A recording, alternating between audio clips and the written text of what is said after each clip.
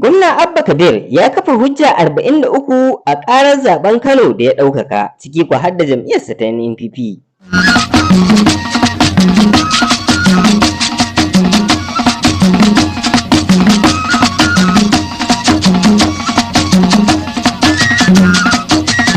Gwamnan Kano da kotun zaben jihar ta soke nasararsa, Abba Kabir Yusuf ya mika shari'arsa gaban kotun ɗaukar ƙara, inda yake ƙalubalantar hukuncin na ranar 20 ga watan Satumba. Wata takardar kotu mai kwanan watan 2 ga watan Oktoban 2023 ta nuna gwamna Abba Kabir ya zayyana hukumar zaɓe ta INEC da jam'iyyar APC da kuma jam'iyyarsa ta NNPP a matsayin waɗanda yake da ƙorafi a kansu. Mai ƙorafin a cewar takardar bai gamsu da hukuncin alƙalan kotun ƙararrakin zaben gwamnan Kano ba, ƙarƙashin jagorancin mai shari'a Oluyemi Akintan. Kotun dai ta soke ƙuri'u sama da 165 daga cikin miliyan 1,019,602 da aka kaɗa wa Abba Kabir Yusuf a zaben 18 ga watan Maris bisa hujjar cewa ba halastattun ƙuri'u ba ne saboda ba su da hatimi da sa hannu da kuma kwanan wata. Don haka kotun ta ayyana Nasiru Yusuf Gawuna a matsayin halastaccen gwamna, ta kuma umarci hukumar zaɓe ta janye shaidar cin zaɓe da ta baiwa Abba Kabir Yusuf tun da farko, sannan ta baiwa Gawuna shaidar nasara. Sai dai Abba Kabir a yanzu ya ƙalubalanci matakin, inda ya yi ikirarin cewa hukuncin ƙaramar kotun cike yake da kurakurai, har ma ya kafa hujjoji guda 43 cikin bukatun da gwamnan na jam'iyyar NNPP ya nema a gaban kotun ɗaukaka ƙara, har da jingine hukuncin kotun sauraron zaben gwamnan Kano,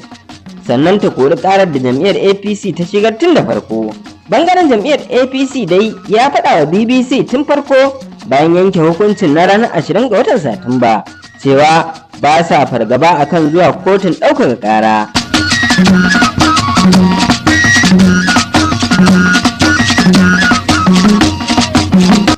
Gwamna Abba Kabir Yusuf cikin takardar shari'ar da ya ɗaukaka ƙara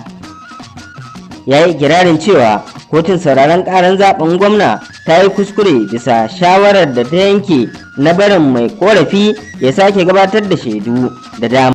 a ranar 22 ga watan Yuli. Bayan ya gama gabatar da bahasi a ranar 15 ga watan, ya ce rahotonta na kafin fara shari'a kotun da farko ta baiwa mai ƙara kwana 14 ne ya gabatar da bahasi, abin da ya kammala a ranar 15 ga watan Yuli. Haka zalika, gwamnan Kano na jam'iyyar NNPP ya yi ikirarin cewa kotun ta tauye masa 'yancin samun shari'ar adalci,